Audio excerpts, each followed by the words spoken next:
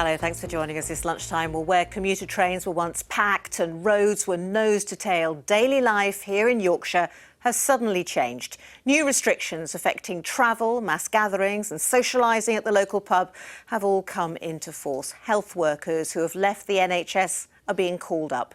From this afternoon, schools will close indefinitely. Classrooms will stand empty, with only the children of key frontline workers still turning up. Well, Corinne Wheatley has been to one nursery staying open for those key workers. Dropping off his daughter before another busy day on the front line of healthcare. A bright Friday morning brought relief for parents like Zulfikar. Classed as a key worker, he can continue to send his child to Lady Castle Nursery in Bradford. It's essential for us to be at work at the moment, and the initial worry was that we wouldn't be able to go and have to stay at home to look after the children. But fortunately, the nursery is still open, and we are able to keep bringing her in as normal and carry on working. They need us to be there more than usual. There's all the concentration is what's going on at the moment. So the non-essential work has been put up at the back, and we're just trying to help as many patients as possible. Likewise for Shagufta. She's a pharmacist and her husband is a dentist. She'll be using the nursery for after-school care. My husband has to go into work, so do I. So, and they can't go to the grandparents because they're elderly, they're over 70, so they have got underlying, conditions as well. So now, obviously, nurseries and schools staying open, for the key workers is essential for us because otherwise we can't go into work. But they're thinking, the other children aren't going with me, so why do we have to go? So that's their reaction at the moment. So that's a challenge in itself as well. Since school closures were announced, parents and teachers have had an anxious wait to find out precisely who is a key worker and how many children, therefore, may still need to attend school. The list was released overnight. It includes doctors, nurses and teachers, people working in food production and distribution, and those in the transport sector and gas and electricity providers.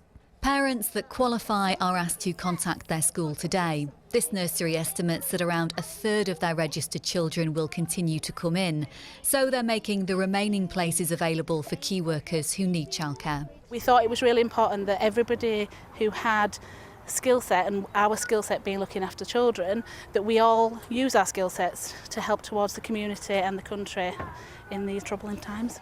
Other big questions around school closures remain. It's still not clear exactly how grades will be awarded in place of exams. And at the moment, there's no guidance over how long this will last. But it looks increasingly likely children won't be back in the classroom until September. Corinne Wheatley, BBC Look North, Bradford. Well, the Secretary of State, Matt Hancock, has been reacting to a video by an exhausted nurse from York, pleading with shoppers not to panic buy.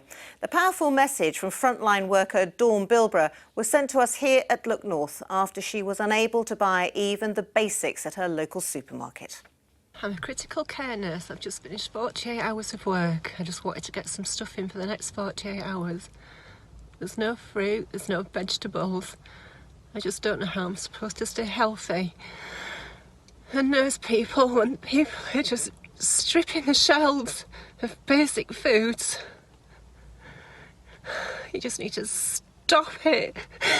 Because it's people like me that are going to be looking after you when you're at your lowest. Just stop it, please. Critical care nurse Dawn Bilborough from York. Well, she has had many offers of help. This is what the Secretary of State for Health had to say this morning about possible changes to food access. We're working with the supermarkets. We have been for weeks, and many are introducing the sorts of arrangements where, for instance, you can only buy one of something, and then some of them are also introducing this what's called they're calling it a silver hour in the morning after they've stocked the shelves, allowing only older people who themselves are self-isolating and are vulnerable people to come in. I think we should look at doing that for key workers as well, like Dawn, in the same way that we're keeping schools open for key workers' children. These are the people who are working 24/7 in keeping people safe and in responding to the virus. Well, farmers and packing houses in Yorkshire say they're recruiting more staff after a surge in demand for food. Some say they're now working 24 hours a day to refill supermarket warehouses. It's hoped that new buying controls will stop scenes like this. Train services across the region and the UK are to be reduced gradually from Monday. There has been a drop in demand for services of up to 69% on some routes. So Northern and TransPennine Express, they are revising their timetables. Operators will still run core services to ensure that key workers can get to their jobs. Passengers are being asked to check the National Rail website for details. So as the government reinforces its message asking people to stay at home and not to gather in groups, many religions across Yorkshire have responded by closing their doors. The Sinai Synagogue in Leeds usually has a congregation of up to about 60 worshippers for their Saturday Sabbath service, but now to ensure the safety of their community and the public, they've decided to stream the service online. I don't like the term closing the doors because I don't like the thought of closing doors. Our doors are wide open. It's just virtually wide open right now. But I'll be alone in this building tonight looking at a camera and doing services that usually require a group of people to be present. I'm feeling a little bit daunted, but I'm also feeling that this is a sacred responsibility and we are going to do the best we can. But let's look at what you can do, because there is stuff. National Trust is offering access to parks, and Harewood House is keeping their grounds open this weekend. It's still planning to open the new bird garden so families can get out into the fresh air. And the house will be closed, but after an anxious week, the Prime Minister specifically made an exception on self-isolation for the purposes of exercise. So why not go and see those flamingos? They'll make you laugh. Now, with professional football suspended, Leeds United players have been finding a fun way to keep occupied and also stay fit. Have a look at this.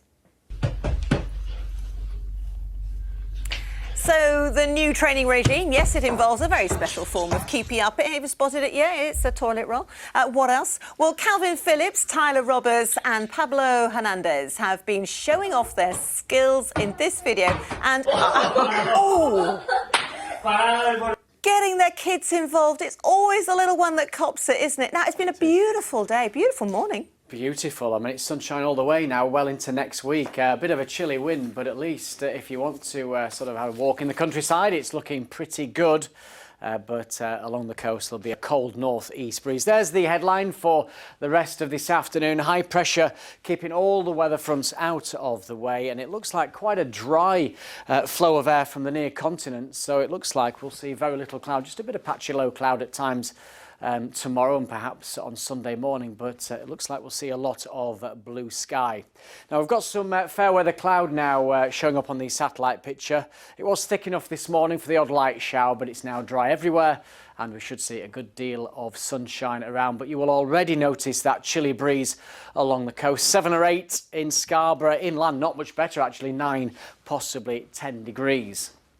So of course once the sun sets, it is going to turn out quite chilly tonight. There's a hint of a little bit of patchy low cloud, perhaps across the Pennines. Lowest temperatures down to 0 Celsius in some spots, so there'll be a widespread slight frost.